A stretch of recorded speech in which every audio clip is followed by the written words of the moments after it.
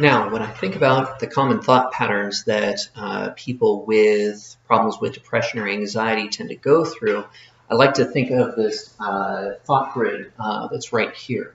See, we all have problems to deal with, and the best way to deal with those problems would be to analyze the problem and to think about them, and then come up with a solution, and then forget about that solution, right? But the problem is that in this day and age, more problems than not require a lot of time for us. Maybe we need to wait until the next business day. Maybe we need more input from somebody else. Maybe these problems are completely out of our control and we've just got to wait until time passes to see what's going to go on.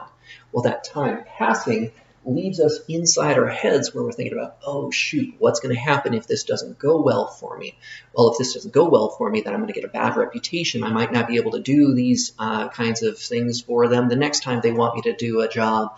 And of course, this isn't going to go well for me because the last time I did this, it didn't go well for me. And these are the kinds of thoughts that tend to spiral out of control for someone who's got this anxiety.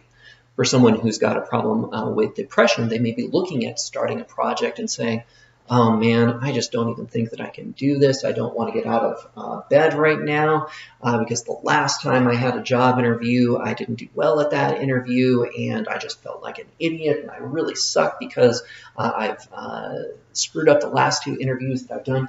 All of these thoughts and worries tend to cycle back upon themselves regardless of whether they're looking to the future or looking to the past.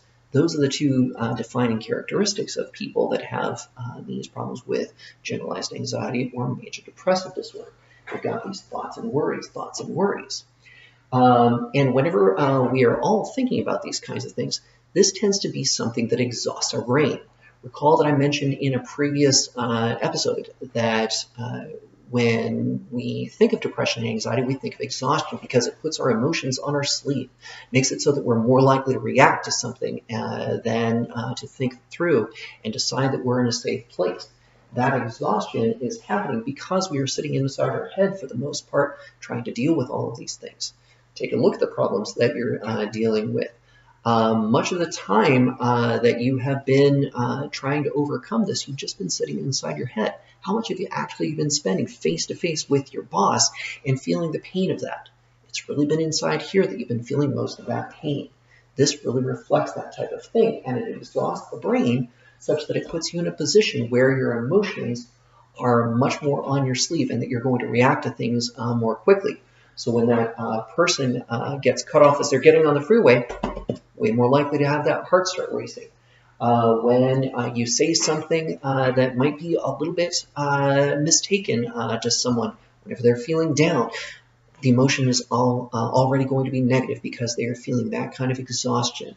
If you look at a list of 5 things to do for today's activities, you're going to feel overwhelmed by that list of 5 things simply because you are in this exhaustion state. That's kind of how depression and anxiety plays into it.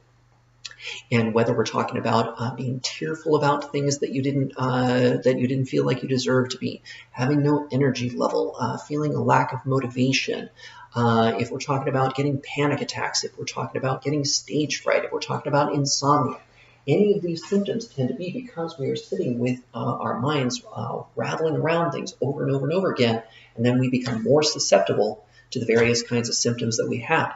So when you're looking at how we want to try and overcome this, we're going to try and look at medications that can change the way that we fit into this grid, and we're going to look at new types of thinking that you can have that might stop this cycle of thoughts and worries. If we can overcome those things, then you can get in charge of this depression and get in charge of this anxiety.